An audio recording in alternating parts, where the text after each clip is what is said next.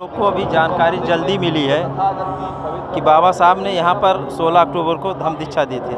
दीक्षा भूमि नागपुर के बारे में हम लोग को जानकारी थी, तो आप क्या कहना चाहते हैं? जय भीम सर, जय भीम। मी माया सांडरावार राहणार घुगूस। मी भारतीय बौद्ध सभेच्या केंद्रीय शिक्षिका आहे आणि इथे माझी ड्युटी लागली आहे। आज मी इथे आहे, सेवा देत आहे। आप लोग धम्म सेवा दे रहे हैं? हाँ, हमारे सीनियर मैडम है, इनसे बात ये पूरा बजा। नमो बुद्धाय, जय भीम। मैं केंद्रीय शिक्षिका भारतीय बौद्ध महासभा समता सैनिक दल या 16 ऑक्टोबर 1956ला डॉक्टर बाबासाहेब आंबेडकरांनी चंद्रपूर जिल्ह्यामध्ये धम्मक्रांती केली आणि नागपूरला 14 ऑक्टोबरला दीक्षा देऊन परत 16 ऑक्टोबरला त्याचं अनुकरण करून अनुप्रवर्तन दिन म्हणून आम्ही हा साजरा करीत आहोत। तर मला एकच म्हणायचं आहे की हा एवढा माझा बौद्ध समाज आहे। बाबासाहेबांचं म्हणणं होतं की सर्वांनी एकत्र या, संघटित या, संघर्ष करा, तेव्हा आम्हाला आमचे हक्क आणि अधिकार मिळतील। तर बोलायला आम्ही शिकलं पाहिजे, आपलं मत मांडायला शिकलं पाहिजे असं मी म्हणते आणि एकच सांगते की बाबांच्या लाडक्या मुलांनो, घर हे सोडू नका, भीमाची आज्ञा मोडू नका, काडी काडी जोडून घरटे हे बनविले, तया पिल्ल्या परी सांभाळिले अन हक्क मिळवून दिले, हक ज्ञानाचे स्वाधीन केले, घर हे सोडू नका, भीमाची आज्ञा मोडू नका। या बाबासाहेबांच्या आदेशाचं सर्वांनी पालन करावं।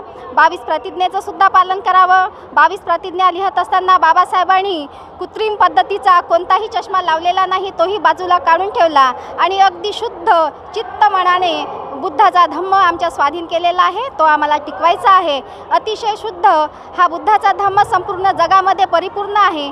निसर्ग निर्मित आणि विज्ञानवादी हा धम्म आहे, सुसंस्कृत धम्म आहे, म्हणून विज्ञानाच्या आधारावर आपण चाललं पाहिजे। नमो बुद्धाय, जय भीम। भारतीय बौद्ध महासभेचे सर्व पदाधिकारी, केंद्रीय शिक्षक, शिक्षिका आणि समता सैनिक दल, संपूर्ण समता सैनिक दल या ठिकाणी सेवा देत आहेत आणि त्या सर्वांचे धन्यवाद आणि सर्वांना धम्मचक्र अनुप्रवर्तन दिनाच्या लाख लाख माझ्या बौद्ध बांधवांना शुभेच्छा। जय भीम, नमो बुद्धाय। नमो